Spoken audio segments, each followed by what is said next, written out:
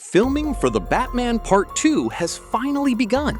Matt Reeves posted the first official photo hiding a corpse on set, while an explosive leak points to Sebastian Stan and Scarlett Johansson as Gotham's new villains.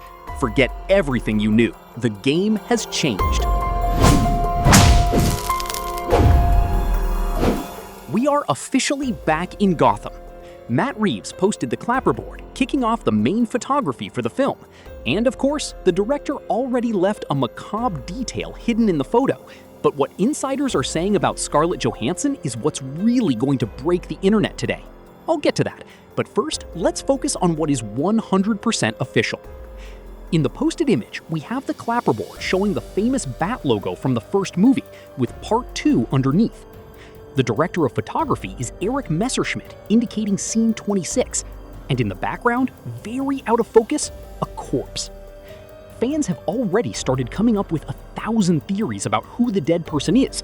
But hold on, I believe it's just a morgue scene, with Batman investigating the victim of some street thug, something super common in the comics. Remember the first movie, which started by focusing on the deceased mayor's armchair? Here, it seems to be the same vibe. An opening that already shows the aftermath of the new bad guy. The best news is, the cameras are rolling. This is classic Matt Reeves. He did the same with the Riddler's ciphers in the first movie. By hiding a corpse in the background of a simple clapperboard shot, he's telling us that Part 2 will be even more of a detective noir than the first one. We are looking at a crime scene, not just a movie set. And if Batman already has a body to investigate on the streets of Gotham, behind the scenes, the chaos is even greater. Remember the old rumors that Sebastian Stan was going to be Harvey Dent? Well, insider Jeff Snyder, who is currently Hollywood's main source, and who misses just as much as he hits, backtracked and dropped a bombshell. Sebastian Stan will not be Harvey Dent. The rumor now is that he'll be playing none other than Victor Zsasz. It's worth remembering that the rumor involving Sebastian Stan as Harvey Dent was never officially confirmed. Honestly, nobody knows what's really going on in the Batman Part 2. Insiders are dropping information and major sites have been publishing the articles. And what about Harvey Dent? Who is supposedly going to be Harvey then? Apparently, this role would be in the hands of Brian Tyree Henry, a phenomenal actor that Matt Reeves has already confirmed for the film but hadn't revealed the character. If Sebastian Stan brings out the visceral side of Zsasz, Gotham will bleed. Zsasz doesn't have to be a minor character.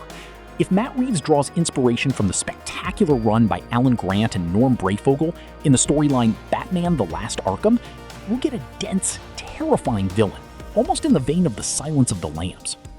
The cinematic Zsasz in Nolan's films was just an extra, and in Birds of Prey, he was underwhelming. Stan has the charisma and talent to give this killer the bizarre spotlight he deserves.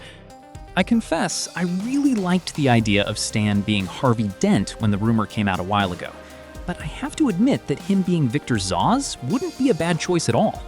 And what about Brian Tyree Henry as Harvey Dent? Who knows, we might get an incredible Harvey Dent. It wouldn't be the first time a black actor took on the role. Billy D. Williams did it in the '89 classic. And when it comes to Matt Reeves, I've learned to give him the benefit of the doubt because of the Batman 1. So if this rumor turns out to be true, this new Harvey Dent might end up grabbing a lot of attention. But the main thing is, it makes sense not to focus on the Two-Face transformation right now and avoid direct comparisons with Nolan's The Dark Knight. Matt Reeves' focus seems to be somewhere else. Victor Zsasz might just be a street pawn. The real threat seems to come from the shadows. The same leaks point to the Court of Owls being in the movie, and that Scarlett Johansson and Charles Dance will play an amalgamation of characters connected to this secret society. The rumors involving Scarlett playing Andrea Beaumont just gained more traction, and I really hope this is true. It would be amazing to have a brief adaptation of Mask of the Phantasm in the Batman Part 2. Charles Dance, with that Tywin Lannister aura, has the perfect macabre energy to be the voice of the court. And Scarlett? Creating just another one-dimensional girlfriend for Bruce would be a waste. She needs to be a top-tier villain. Quick pause. If you want to understand every Matt Reeves reference, discover the Easter eggs, and master the theories before the movie comes out, this is your HQ. Subscribe to the channel right now. We are the only place breaking down Batman's timeline comic by comic to get you ready for the theaters. Don't be that fan who is totally lost in conversations in the movie theater line. Join our league and hit that bell icon. To tie the real news together with the speculations, the masterful Jeffrey Wright confirmed this week that rehearsals are over and he's already filming in the studios.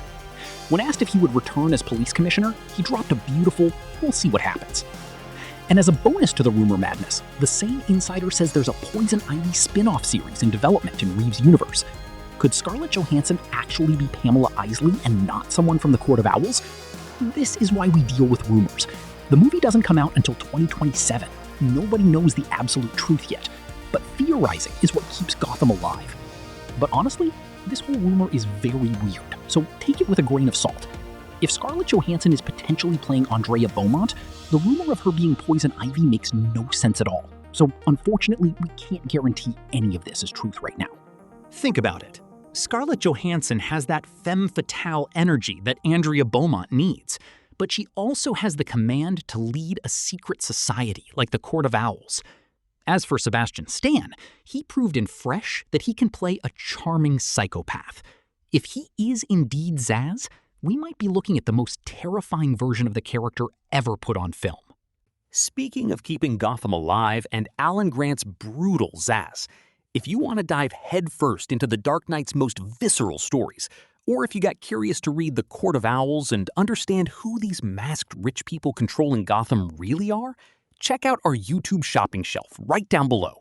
I handpicked the best classic comic books, realistic action figures, and Batman collector's items, all with the best prices and discounts.